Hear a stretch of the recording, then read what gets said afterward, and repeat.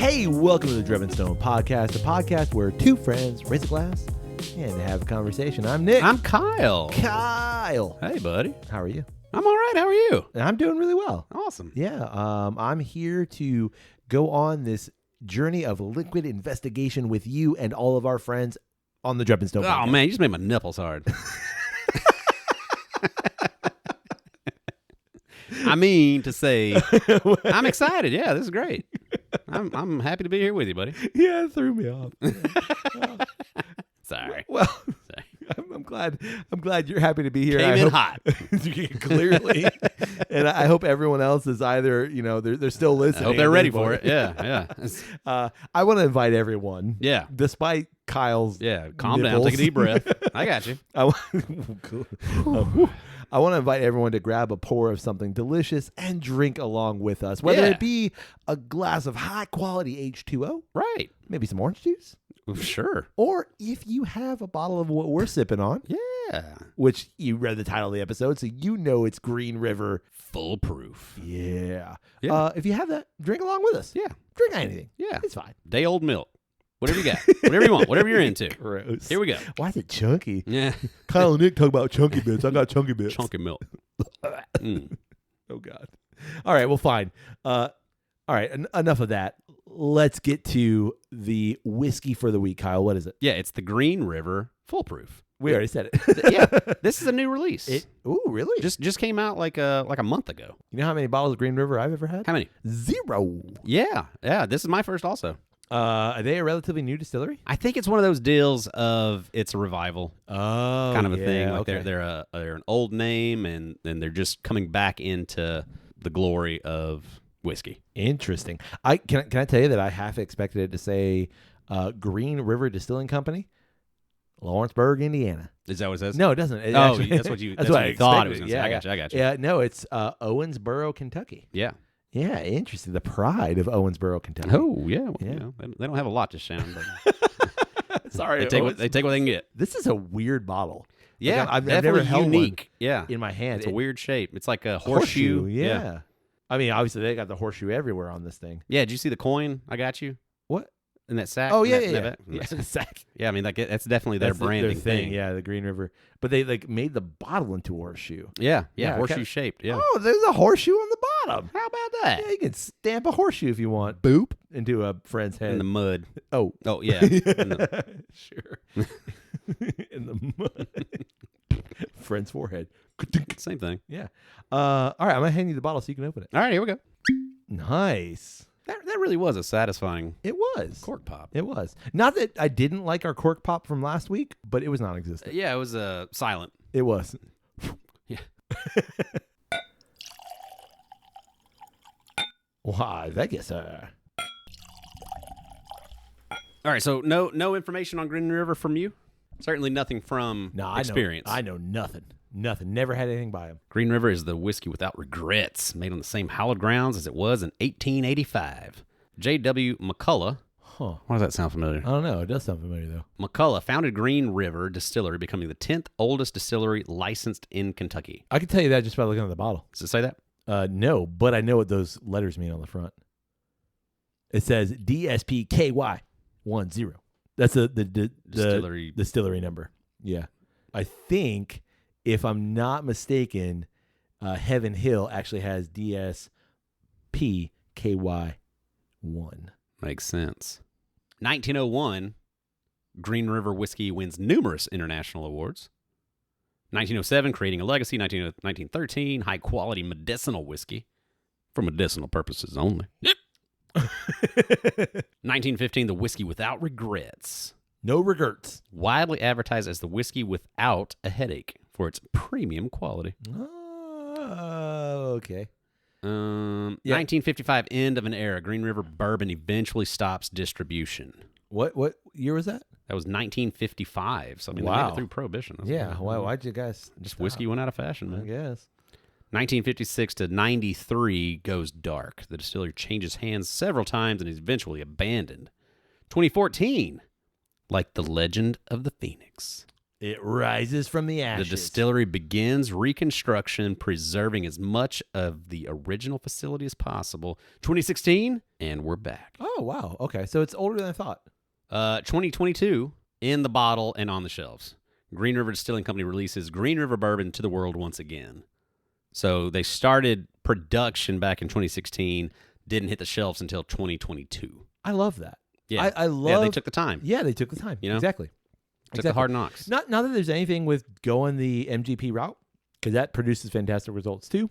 Yeah. But I love that they took that time. Yeah, if you've got the time to like slow down and do the process, Sure.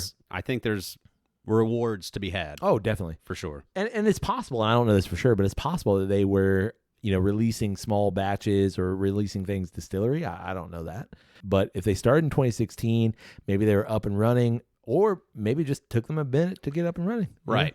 And it looks like this bottle specifically, the Full Proof, is their 5th bottle in their core lineup now. Oh, okay. The other 4 being their bourbon, their rye, the single barrel, and the wheated. Oh, yeah, makes sense. So now this is like the 5th That seems like point. the right progression. Yeah. All right, shall we? Yeah. 10th oldest distillery. Yeah. Cool. Yeah. I did a little bit of research. It's Heaven Hill Bernheim Distillery is the first. Okay. Registered official distillery on the DSP numbers. Gotcha. Whew. What do we know Bernheim? Is it like a rye? Bernheim rye? No, I think it's a weeded. Is it a weeder? I feel like it's a weeder. Ooh. Bourbon. For sure. What's the proof? Can you read it from there? 117.3. Whew. That thing kicks, man. Yeah. That's what I get hit with first. It's just like, proof. Yeah. This is it's very malt forward, I feel like. Obviously, it's a bourbon, so you're going to have 51% corn at the very least. Sure. But whatever that next grain is, it's malted barley for sure. Yeah. I should we? I mean, we shall. Okay. Yeah, I don't feel like it's rye. I don't feel like there's a whole lot of rye in there. I'm gonna say no. I'm gonna change that. Okay. I'm gonna say corn, MB, and there's a bit of rye. Okay. All right. Oh, whoa. Mash bill.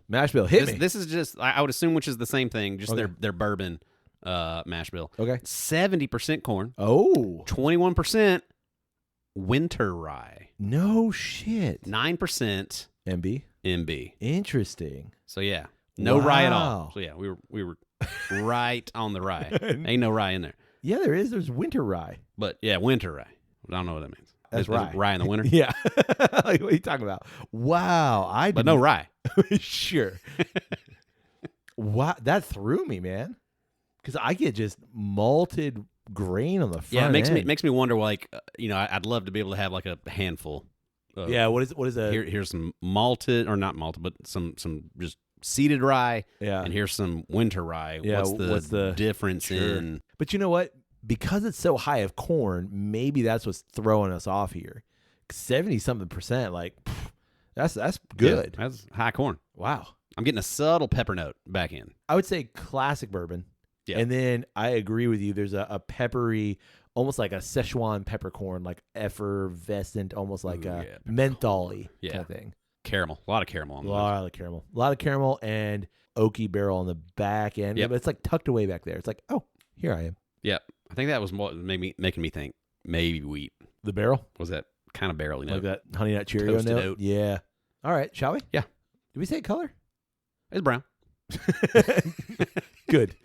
Got it. There's the rye, though. That's where the rye is. Whoa. That proof hit the back of my throat. Everybody give Kyle a second. Whoa. No, for sure. Oh.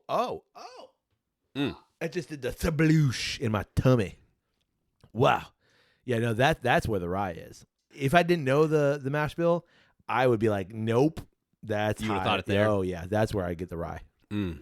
There's this like glazy, like just vanilla glaze. Sure. Is the dominant thing I think of when I sip this. Like a glazed donut, vanilla glaze? Yeah, but just like the glaze. No donut. Just glaze. Because you got under that conveyor belt, that Krispy Kreme. I rode around four times. Mouth wide open. Just here we go. Yeah, I don't disagree, man. Like it's sweet, but there's something else in it.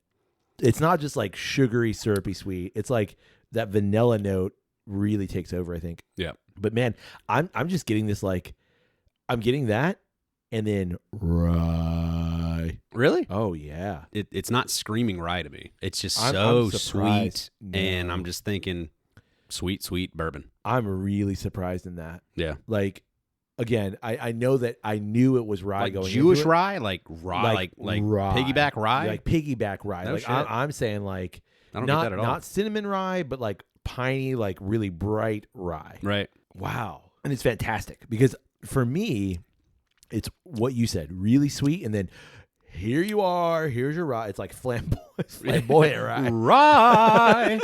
It's a flamboyant rye. Yeah, wow.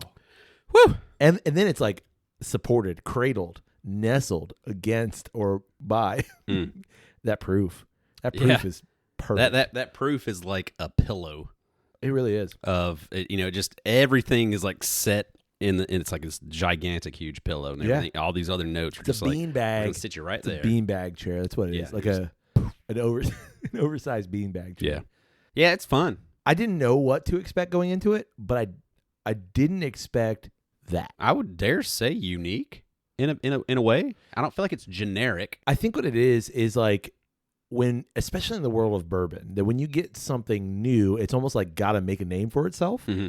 And for me, I've seen Green River on the shelf, but like I'm never like, yes, I want to try that. Right. Just because it doesn't have a name yet. Right. Well, I mean, to be fair, I feel like that's kind of why I grabbed it when I saw it. That was going to be my question. Like, I had heard about it and heard good things.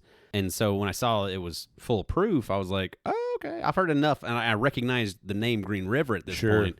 Yeah, I want to go ahead and grab that. I want to see what that's about. It was only like 35 Whoa, bucks. Really? Yeah. Oh, hell yeah, then. So yeah, like I was like, let me grab that. So this honestly kind of makes me want to go and like, all right, let me try just what's your regular bourbon. Right. What and I think that's a good point too, of like, if you have a great product that's competitively priced and that like you want people to experience, here you go. Try this, consumer, and then see what you think, and then you can expand from there. I think just for me, I've not been to that point yet. Right. It's like all the other things I want to try, and like I've just not found my way to that yet. Yeah, like I'm to that point too, like because the price point is so good that if you're making good juice, that's kind of where I'm at with bourbon right now. Is like I like to have plenty of low cost good stuff on the shelf. Yeah. That I'm ready to like, I want the intersection of cost and flavor. Yeah. I'm not looking to have a 120 proof Grand Slam in my face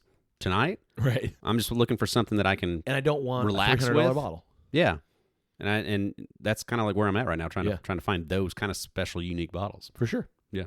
Yeah, that's good stuff, man. Yeah. Happy to get it. Happy to try it. And it's tasty juice. There's nothing not to like here. Yeah, there's not a bad thing you can pull out of it. No. I think this is a perfect also introductory to someone who wants to try some high proof stuff. Totally. And here you go. Yeah.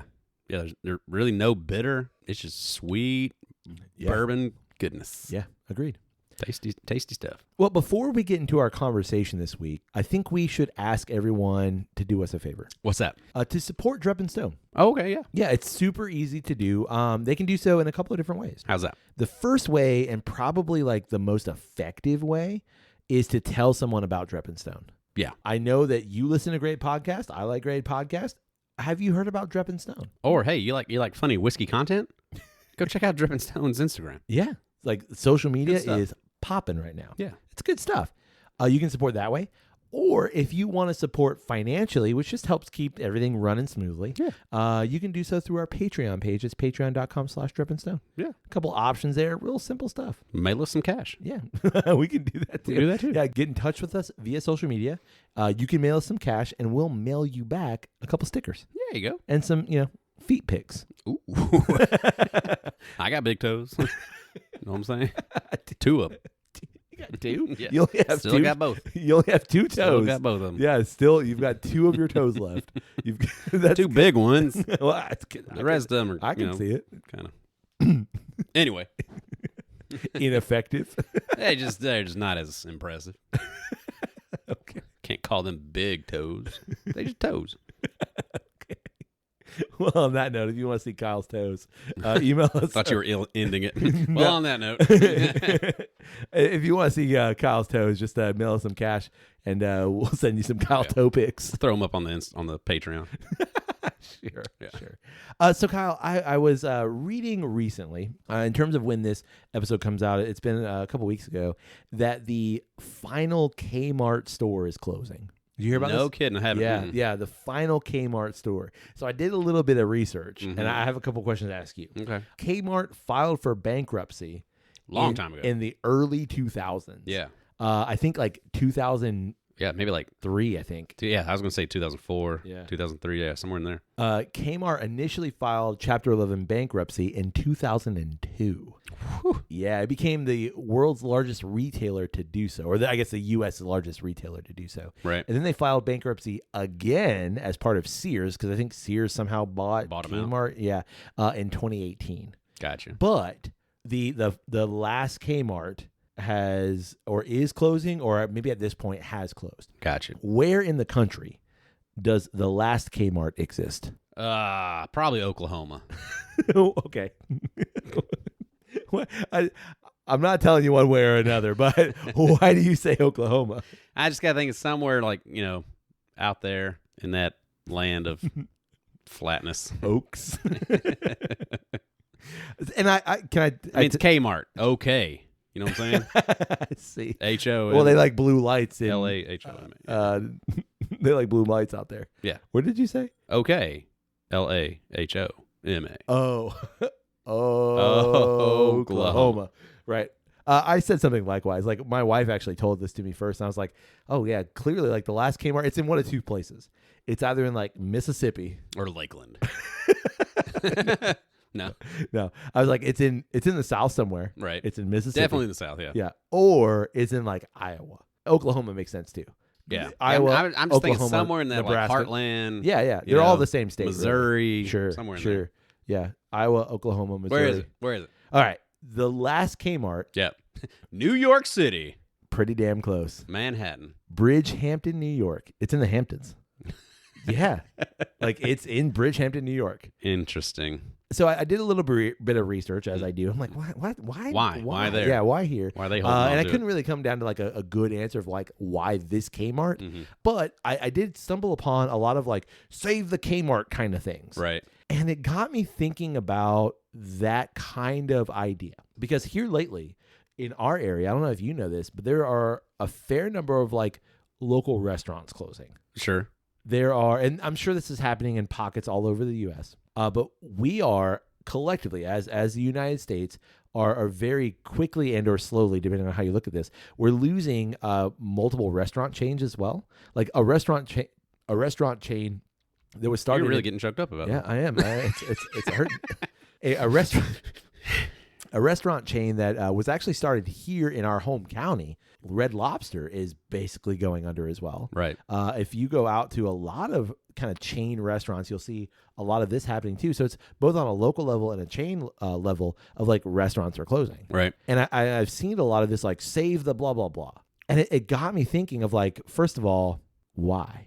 Why is it happening? Yeah. Like, why are these restaurants closing? And I know we could like get into a lot of macro and microeconomics. We both have doctorates in those things. Sure. We don't want to bore the people though. But what it really got me thinking about was why save the thing? Like, why save the Kmart? Mm-hmm. Why save the Specs Music? Why save the Red Lobster? Right. Because what is Specs Music? Exactly, that's my point. Oh, okay. Specs Music was a music store. That's what. Yeah. Like, was there not Specs Music? Never heard of it. Okay. Yeah, it's a music store. Like Circuit City.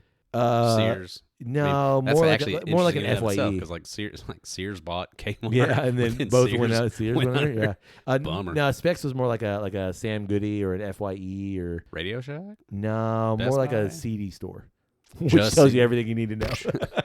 Makes sense now. Yeah, exactly. It's like that idea of now that this thing is about to go away, mm-hmm. we need to save it. Okay. There are people who want to save it. Yeah, and it just got me thinking like, why? Yeah, well, for nostalgia.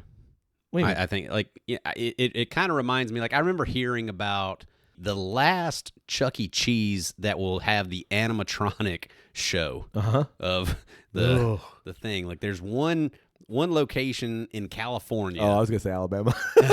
That is gonna hang on to it and is gonna be the only place where you can go to a Chuck E. Cheese and still see that. Okay. And it's not even like like I come from showbiz.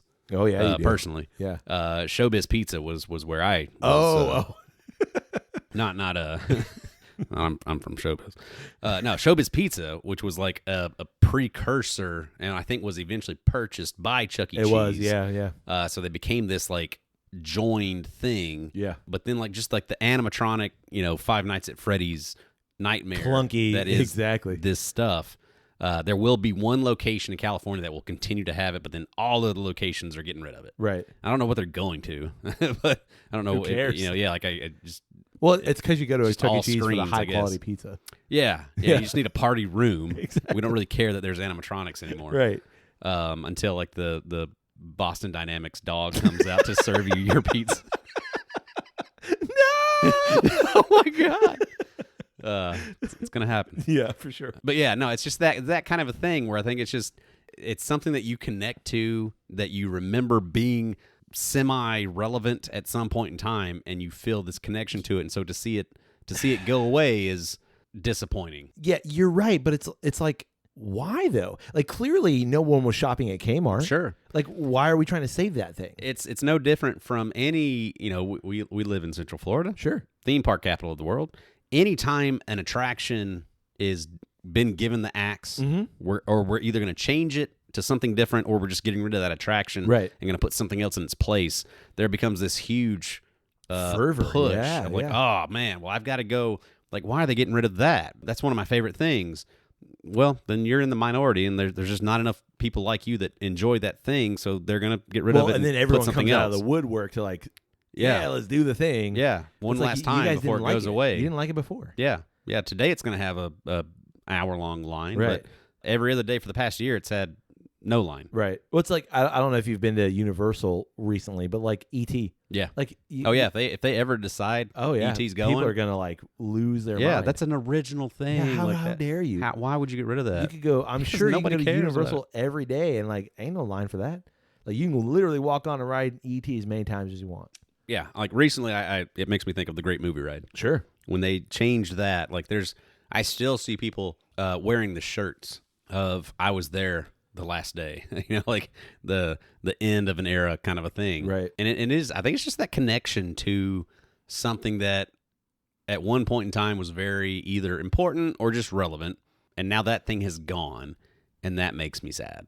Sure. I think it's all it is. Well, I think like your point, like Red Lobster. Right. I haven't been to a Red Lobster in 10 years. So that makes sense. Yeah. Like if you're not willing to evolve and change up the game in some way, like I remember hearing at one point in time, like any big branded store at this point in time has to go through a rebranding like every 5 years. Right. Like I feel like that's why you see like be it Target or Walmart or something like that, like the way that they present the store, like the newer stores as they open have a new aesthetic to them, have a new design, they've got a new color scheme, they've got a new way that they organize things, and it's just to stay fresh and it's to stay relevant. And as a big branded thing, if you become too big that you can no longer afford to do that, then you've kind of signed your own death certificate kind of a thing of like, well, then it's just a matter of time before everybody is bored with you and you can't sustain business anymore. Right. Or in like the case of Red Lobster, like people are only going to Red Lobster for endless shrimp. Yeah. Like that's not not sustainable either. Right. Or whatever debacle they had, was it last year or like at some point where they were giving away like just bukus of money or something. I forget how that happened. Yeah. But like it also brings me to like, okay. Like remember how long does Olive Garden have? Endless pasta. How long can that Right. You got to think. Can't be too far in the future before. I'm gonna tell how you do you rebrand Olive Garden? I'm gonna tell you this. Carol, my wife. Yeah. She was watching some things on TikTok. Yep. And like saw endless pasta and people like trying to see how many bowls they could get down. Right. And she's like, "Let's go." And I was like, "Carol, that's not good Italian. Like, I love Italian food. I love good Italian food. Right. I don't love less than mediocre Italian food. And I'm sorry, Drunken Stoners who love Olive Garden. It's not good Italian food. Right. It's present. It's their Italian food. It's a facade. Correct. Like, of Italian food. Exactly. Like it's not good Italian food. Right. But there's that perspective of like they've gotten a tour of Italy, man. What are you talking yeah, about? sure. Oh God. But they've gotten people invested in it. They've got influencers or whatever. You know, all the times I've been to Italy, like they don't ever have chicken fettuccine on the menu. It's so strange. Breadsticks. Like I don't know if you've seen the videos of like Italian tries Olive Garden. It's like, what is this Italian dressing? But my point is like, okay, so what they've done is they got my wife and like I went there and like we did not have a good experience. It was not a good restaurant experience. It was not a good food experience. But they got me in the door. Well, but you're going to a different thing of like when was Olive Garden elite? Like, oh, it's a special night. Let's go to Olive Garden. Absolutely. When was that? My childhood. Like in the 90s. Yeah, like the mid to late 90s. Yeah. For me. I can remember being a child. Yep. And we were out and about in the big city over in Birmingham. Ooh. And man, let's have a really nice. We're gonna go to Olive Garden. Yeah. Like it, and it was that for a decade, I guess, and then they grew to the point where like, okay, now there's an Olive Garden everywhere on every corner. Yeah. So you've weakened the brand. You've watered it down at that point. It's no longer a special thing. It's still. But hashtag. You can have a special thing every night if you'd like. Yeah. It's quote unquote still expensive. But it's now it's everywhere. And it just it just weakened the brand to the point now where it's like, oh yeah, that's not. And now you've come to the realization of like that's actually really not even that special of a thing. Exact same thing with Red Lobster. Like Red Lobster was always the place of like, oh, it's a birthday dinner. Let's go to Red Lobster. Right. Or like, you got an award. Oh, we should go to Red Lobster. Right. And because there are so many Red Lobsters, or maybe it's not even that. Maybe it's like our habits as a culture have changed. Like eating out is way more prevalent. I'm going to say these days for a lot of people, more so than eating in. So like for a lot of people, eating out is what they do every day. Right. So like the thing is not special anymore. It's that, and it's like, I don't know. It's hard to think of like, obviously like you could think of like McDonald's. Yeah. It's been around a long time. Still crushes. Still makes so much money. Personally, like I don't go to McDonald's. Yeah. For me, if you're not willing to like up the quality of the thing, it's hard for me to ever going to be able to justify like a repeat purchase. Sure. You look at like a Five Guys. Right. Jumped on the scene, huge. They keep it simple. It's a very basic thing, but this is what we do, and we're going to do that one thing really well. Yeah. Like a Red Lobster, like it's just hard to think nowadays of like you've become the kind of antithesis of what you once were. Right. And could you change that? I don't know if you could with your name. Like you'd have to like completely rebrand the whole thing, or like do like who is it that owns Chipotle? Is that Wendy's? I don't know. I think Chipotle is its own thing. At one point, McDonald's was associated with Chipotle. Yeah, it's like I feel like it's almost one of those things of like, okay, we are now this entity. We still have a huge franchise available to us. Right. It's almost like at some point in time before your brand dies, you have to think of like, all right, so then what do we shift to? Sure. We need to pivot now to rebrand our thing, and either that is just through aesthetics, or it's if we've gotten to the point where like cheddar biscuits are like what we're known for, and that's like also something you can just go buy at the supermarket, we've messed up. We've watered down our brand too much. Right. I just think like it's funny to me, like there's this both from the brand itself of like the save the Red Lobster, and then from people who are like diehard Red Lobster fans. I love that people are diehard Red Lobster fans. I'm not one of them. Right. But I like that you like a thing. Right. But that doesn't mean that the thing is necessarily worth saving, especially if the thing hasn't evolved, like you said, or the thing was irrelevant 10 years ago and it's just hung on. Right. Or in the case of like, there is a Blockbuster left. I think that one might have also gone under at this point too. Surely it was in Eugene, Oregon. Yeah. There was one left. And like, it's like that's kitschy and cute. Nostalgia. Or the same thing of like what you said, the one Chuck E. Cheese. Yeah. cool. Right. If you want to go to you're gonna make a pilgrimage. If that's what you want to do, fine. But like, okay, we've moved past it. Does it need saving? Is it worth posterity's sake for saving? And I'm gonna say no.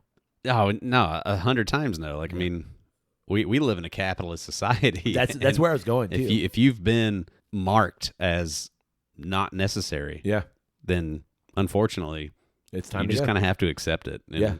And like save what you can. People will vote with dollars in some ways. You remember Bennigan's? I do. Yeah. Like that's one that like I remember being shocked by that of like, and again, it's totally one of those things of like when the news came out that they were going, I was like, oh yeah, no, I mean I haven't been to a Bennigan's in at least 5 years, so totally makes sense. But at the same time, like I remember having a lot of great nights at Bennigan's. There was one right near where I worked at the time, and we would go hit up that Bennigan's all the time. Yeah. Then we moved, and all of a sudden hadn't been to a Bennigan's in 5 years. So when it came down, like, oh yeah, no, we're getting rid of all of them. It's like, bummer. Yeah. But at the same time, like, you're like, oh, that sucks. Yeah, like that deterioration of a brand is more or less to me like the sad aspect of it. Yeah. That realization of like we've got a great thing going, but we can't be stagnant. Right. You've got to always be thinking, okay, well then, but how do we adjust and how do we move around to keep it at this point? You can't just plug away at what you're doing and keep making mediocre food right in a fun setting, because eventually that setting's not going to be able to sell your mediocre food anymore. Right. You've got to do something to keep it the thing. And I mean, I think of so many of those like 90s style Red Lobster type places. I can't believe Olive Garden's hanging on. Yeah, me neither. No, I agree. They're like the one that's like survived it. Yeah. And like you just got to think like, I mean, hell, there's one down the street from us right now that is relatively new. It's only been there like maybe a little over a year, maybe 2 years at the most. And it's like, y'all are still able to crank this out. Y'all still somehow, and I think it's just the uniqueness of Italian food. Sure. Of there's not like a, there's not a fast food version.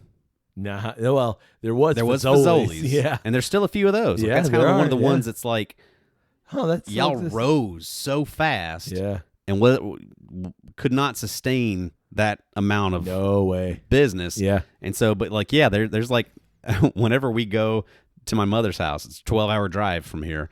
There's one on the way. A Fazoli's? Fazoli's. And we pass it every time. And sometimes it just lines up just right where we're hungry and we're ready to eat. And it's like, Fazoli stop, let's go. Doesn't happen often though. Yeah. So like, it's just, you eat it and you're like, oh yeah. I think that's why Olive Garden can hang on, is because there's just not a fast food version of it. Right. They haven't figured out how to make a Chipotle version of Olive Garden, a Panda Express of Olive Garden. As soon as they do, though, bye-bye, Olive Garden. Like, there'll be no reason for you to be there. Right. Which actually, like, is also shocking, too, because it's like pasta. It's the easiest thing to make. Yeah. Like, how... I think it's... yes, but I think, like, you've been to potlucks before where somebody's, like, busted out the tray of spaghetti, and you're like, oh... Yeah, I don't want a scoop of that. Nah, like that's all congealed. I'm good. Because I think like pasta to be passable has to be like individual at serving. The very least fresh. And I'm not saying like, again, I don't think Olive Garden is good food by any means, but like at the very least it's fairly fresh made. Like it's, individually made. It's not like it's got its own microwave. We got 17 microwaves back here ready. Okay, lasagna. Bay 1. Yeah. Yeah, exactly. Yeah. On that note, you got anything else? Are you gonna make it up to the Kmart in New York next time you're up that way? Sure. Are you gonna make it out to the Chuck E. Cheese? Like, are you connected to the Kmart? No, I don't care. Do you have memories of the Kmart? I mean, I remember getting like pictures made at a Kmart. What in like the mid '90s? I think care. Kmart in and of itself is interesting, just because like, how does it die? It's the same thing as Walmart. Yeah. It's just a different... Just bad management, maybe. I don't know. Yeah, they had the blue light special. They had a gimmick. Too much.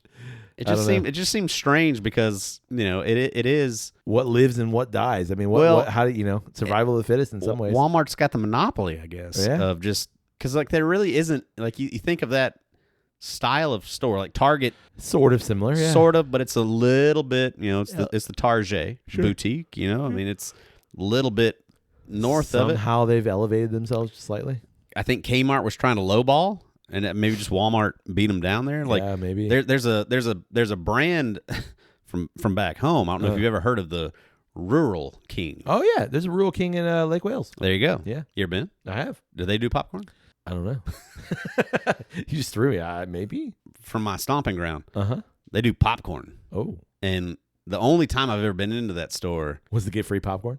No, we just went in. I forget why we went in. Is it set up the same way? Is it like it's like bare concrete floor? Yeah. So it's like just stripped down Walmart. Oh, yeah. But like hell, you can also get some chicken wire back here. Like and you can get chicken, some farm product. Yeah, sure. But also still full Walmart. Oh yeah, there's clothes. Yeah. There's rabbits over there if you want it. Industrial interesting fans. store. Interesting store. But like the popcorn got me because like this was probably like just past COVID, and it was like, ew. Like, y'all still do. I don't want that popcorn. That's been there all day. There's been like, and I think it's like self-serve. It's like is the whole thing of it. Of like, nah, I want your popcorn. I ain't touching that popcorn.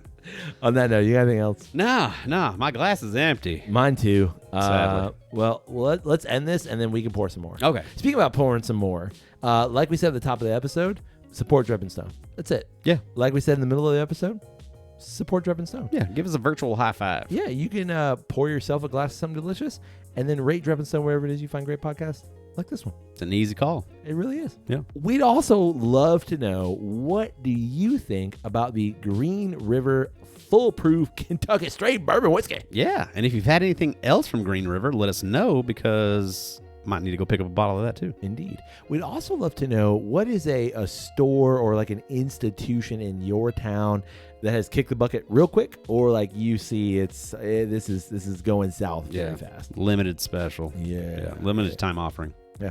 What is that place, and why do you still love it? Yeah. Even though you ain't been there in 10 years. Right. But you're going to be really sad when it's gone. Exactly. Well, you can get in touch with us through email. It's drepandstone@gmail.com. You can also get in touch with us through social media. And that's always one word, Drep and Stone. DREP and Stone, on the Instagram, on the Facebooks, on the Twitters, on the wherever it is you like to socialize your media. Right. Come find us. Threads. Yeah. There you go. That's a new one. Ish. Of course, we already mentioned it. Support Drep and Stone. Yeah. Just let somebody know. Yeah.